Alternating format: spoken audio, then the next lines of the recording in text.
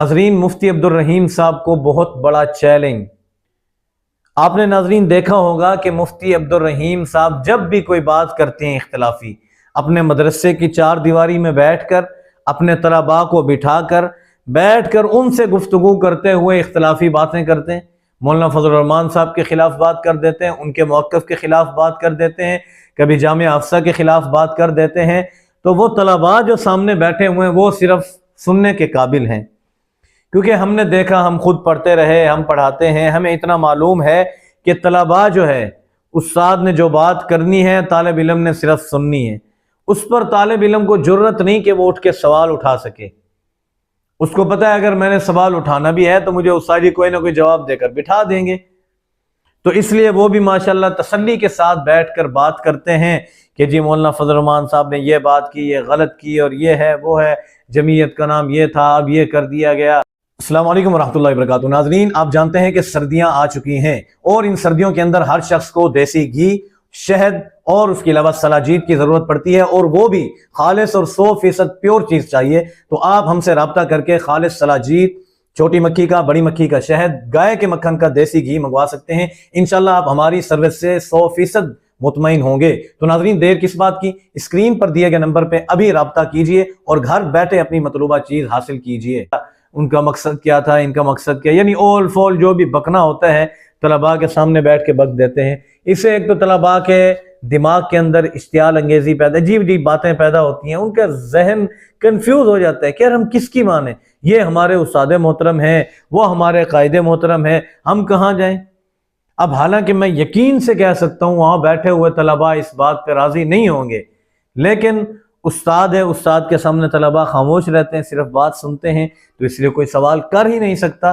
Challenge مفتی صاحب کے لیے یہ ہے کہ اگر آپ میں دم ہے، آپ میں حق بات کرنے کا دم ہے، تو پھر آپ آئیں باہر کوئی جلسہ جلوس رکھ کر، وہاں بیٹھ کر آپ مولانا فضل الرحمان صاحب کے خلاف بات کر کے دکھائیں، پھر دیکھتے ہیں عوام آپ کی عزت کیسے کرتی ہے۔ میں کہتا ہوں زبردست طریقے سے عوام عزت کرے گی۔ یہ مفتی عبدالودود صاحب بالکل اطمینان سے بیٹھے ہوتے ہیں، جیسے بندے کو پتا ہوتا ہے نا کہ اب اگلا بندہ جھوٹ بول رہا ہے، تو اس طریقے سے بندہ بیٹھا ہوتا ہے، یہ سن رہا ہوتا ہے، جی جی جی جی ہاں واقعی استاد محترم، یعنی بالکل مطمئن ہو کر بیٹھا ہے کہ استاد جی جھوٹ بول رہے ہیں اور میں سن رہا ہوں۔ اب یہاں بٹھایا جائے کسی صحافی کو، وہ صحافی آ کر سوالات کرے اور اچھے طریقے سے سوالات کرے، جیسے ابھی مرزا انجینئر کے ساتھ ہوئے اور حکیم لوہا پاڑ کے ساتھ ہوئے، اس طریقے کے کوئی صحافی ان کو ٹکریں اور ان سے سوال جواب کریں۔ میں کہتا ہوں اچھے طریقے سے ان کی ساری جو ہیکڑی ہے نا باہر آ جائے گی۔ اپنے ہی لوگ بلا کر، اپنے ہی دفتروں میں بیٹھ کر، اپنے مدارس کی چار دیواری میں بیٹھ کر، اپنے طلباء کے سامنے بیٹھ کر افواہیں چھوڑ دیتے ہیں، اور پھر خاموش ہو کے دیکھتے ہیں کہ اب تماشا کیا بن رہا ہے۔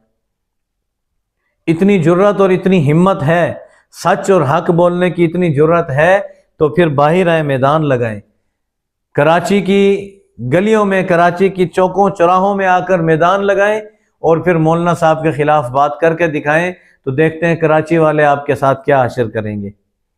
یہ مفتی صاحب کو چیلنج ہے کہ اگر اتنا حق سچ بولنے کا اگر آپ کے اندر ہے دم، تو پھر اس طریقے سے آپ حق اور سچ بول کر دکھائیں، تاکہ آپ کو تکالیف بھی تو پہنچے، پھر سمجھ آئے گی واقعی آپ حق اور سچ بول رہے ہیں تکالیف پہنچنے کے باوجود بھی۔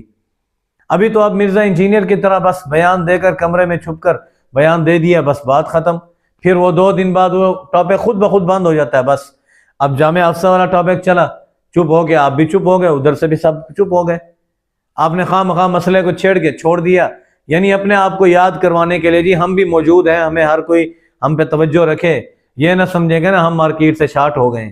اس لیے بار بار کوئی نئی چیز متعارف کرواتے ہیں کہ جی ہم بھی مارکیٹ میں موجود ہیں، ہماری بھی کچھ قیمت ہے۔ آپ کی قیمت ڈالر ہیں اور کیا ہے، ہر بندے کو پتہ ہے۔